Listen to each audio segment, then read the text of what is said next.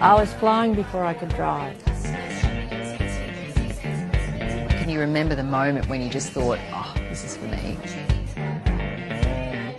The moment was when I landed in an aeroplane on my own for the first time. After getting her pilot's licence, Deborah Lawrie set her sights on flying for a major airline. There was just one problem. None of them employed women.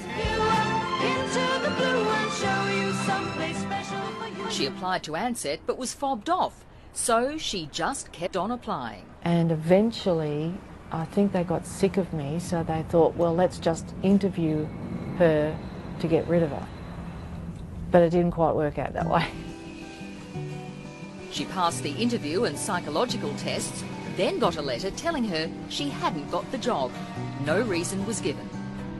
How did you feel about that when you realised that this is just flat-out discrimination? Well, I was actually pissed off because I knew I could fly. There's no question about that.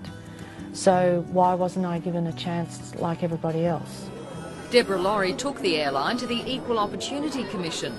It was the first sex discrimination case ever contested. Ansett fought it all the way to the High Court. Miss Lawrie, a 25-year-old flying instructor, brought an objection to the board alleging she failed to gain employment with Ansett as a pilot because she is a woman. In those days, Ansett himself was ran the company. He made all the decisions. He was very anti-women, and his main reason was that he considered them that they wouldn't be safe. They tried lots of arguments. They thought women were prone to panicking. They thought that we would run off and have millions of babies, and even my earrings were a problem apparently. She won the case, and Ansett was ordered to put her on the roster. Finally, Australia's first female commercial pilot was ready for takeoff.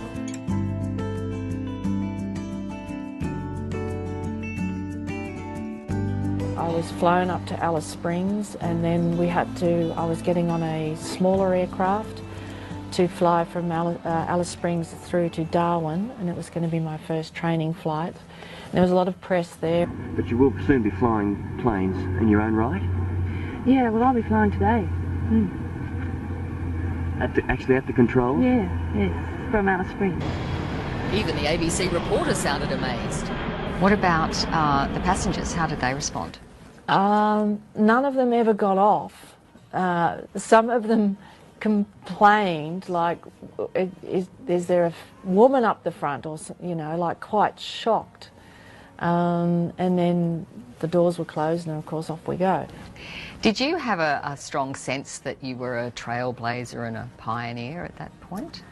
I guess it wasn't until later on that I realised the significance of it, mainly through other people recognising it later on, like in history, I suppose.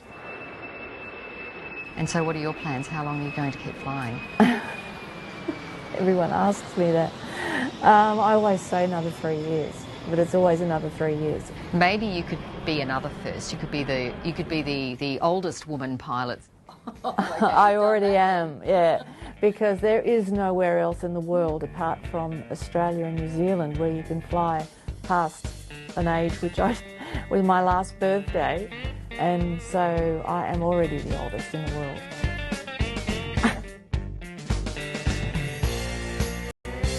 Do you feel proud?